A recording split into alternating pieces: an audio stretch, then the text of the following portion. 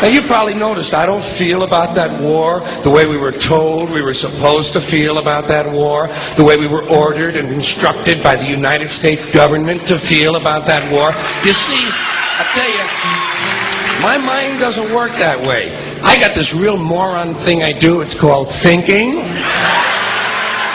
And I'm not a very good American because I like to form my own opinions. I don't just roll over when I'm told to. Sad to say, most Americans just roll over on command. Not me. I have certain rules I live by. My first rule, I don't believe anything the government tells me. Nothing. Zero. Nope.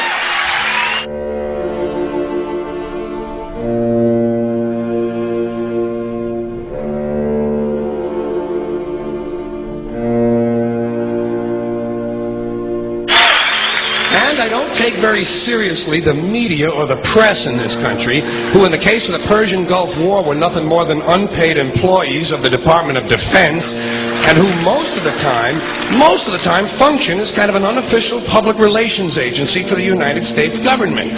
So I don't listen to them. I don't really believe in my country. And I gotta tell you folks, I don't get all choked up about yellow ribbons and American flags. Now, to balance the scale, I'd like to talk about some things that bring us together. Things that point out our similarities instead of our differences. Because that's all you ever hear about in this country is our differences. That's all the media and the politicians are ever talking about, the things that separate us, things that make us different from one another. That's the way the ruling class operates in any society. They try to divide the rest of the people. They keep the lower and the middle classes fighting with each other so that they, the rich, can run off with all the fucking money. Fairly simple thing, happens to work. You know, anything different, that's what they're going to talk about. Race, religion, ethnic and national background, jobs, income, education, social status, sexuality, anything you can do, keep us fighting with each other so that they can keep going to the bank. You know how I describe the economic and social classes in this country? The upper class keeps all of the money, pays none of the taxes. The middle class pays all of the taxes, does all of the work. The poor are there just to scare the shit out of the middle class. Keep them showing up at those jobs. Politicians know that word. They use it on you. Politicians have traditionally hidden behind three things: the flag, the Bible, and children. No child left behind. No child left behind. Oh, really? Well, it wasn't long ago you were talking about giving kids a head start. Head start, left behind. Someone's losing fucking ground here. But there's a reason. There's a reason. There's a reason for this. There's a reason education sucks, and it's the same reason that it will never, ever, ever be fixed. It's never going to get any better. Don't look for it. Be happy with what you got. Because the owners of this country don't want that. I'm talking about the real owners now.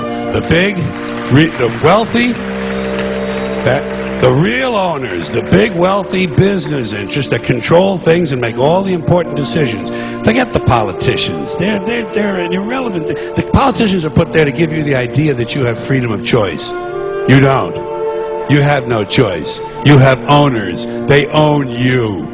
They own everything. They own all the important land. They own and control the corporations. They've long since bought and paid for the Senate, the Congress, the state houses, the city halls. They got the judges in their back pockets, and they own all the big all the big media companies. So they control just about all of the news and information you get to hear. They got you by the balls.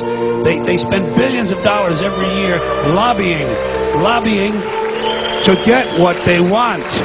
Well, we know what they want. They want more for themselves and less for everybody else. But I'll tell you what they don't want. They don't want a population of citizens capable of critical thinking. They don't want well-informed, well-educated people capable of critical thinking. They're not interested in that. That doesn't help them. That's against their interest. That's right. You know something? They don't want people who are smart enough to sit around the kitchen table and figure out how badly they're getting fucked by a system that threw them overboard 30 fucking years ago. They don't want that. You know what they want? They want obedient workers. Obedient workers, people who are just smart enough to run the machines and do the paperwork, and just dumb enough to passively accept all these increasingly shittier jobs with the lower pay, the longer hours, the reduced benefits, the end of overtime, and the vanishing pension that disappears the minute you go to collect it. And now they're coming for your Social Security money. They want your fucking retirement money. They want it back so they can give it to their criminal friends on Wall Street. And you know something? They'll get it. They'll get it all from you sooner or later, because they own this fucking place. It's a big club, and you ain't in it. You and I are not in the big club.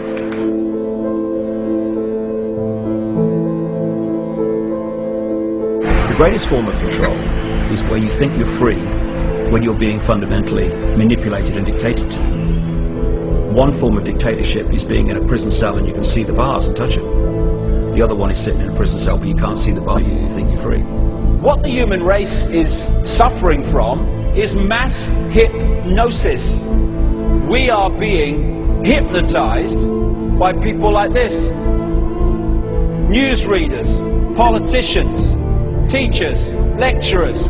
We are in a country and in a world that is being run by unbelievably sick people. The chasm between what we're told is going on and what is really going on is absolutely enormous. The greatest hypnotist on planet Earth is a oblong box in the corner of the room. It is constantly telling us what to believe is real. Historically, the control and manipulation of political opinion has been the Freemasons' main weapon in gaining control of countries and states. Once in control of the rulers and politicians of a country, laws and political structures could be changed in accordance with their agenda. However, since restricting the body does not necessarily mean restricting the mind, the Freemason recognizes that their plan for a global government hinges completely on subduing the masses to their agenda, and thus eliminating opposition to their cause. And the greatest threat to their plan, posing more danger than any army or law, is the threat of a free-thinking mind. In order to eliminate this threat and to achieve their objective, the Masons have set about the boldest plan ever devised: the complete control of every aspect of human life, your life. And the weapons they are using against you are in your very homes, entertaining you and your children, and gradually indoctrinating you without you even realizing.